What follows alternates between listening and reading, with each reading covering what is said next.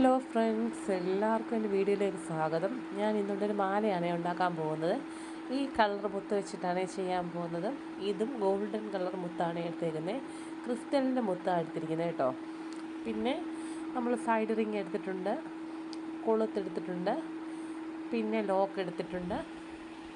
ഞാൻ ഒരു side ring കോർത്ത് വെച്ചിരിക്കുകയാണ് കേട്ടോ. അപ്പോൾ നമുക്ക് എങ്ങനെയാണെന്നുള്ള വീഡിയോയിലോട്ട് പോകാം. അന്നേരം ഇതാണ് നമ്മളുടെ മാലയുടെ ഫൈനൽ ലുക്ക്. അപ്പം ഞാൻ വേറൊരെണ്ണം ഉണ്ടാക്കിയായിരുന്നേ. ഇത് ക്രിസ്റ്റലിൻ്റെ മുത്ത് കൊണ്ടുണ്ടാക്കിയോണ്ട് ഇത് കളർ പോകുന്ന പേടിക്കുകയും വേണ്ട, എന്നും ഇതുപോലെ കിടക്കുകയും ചെയ്യുവേ.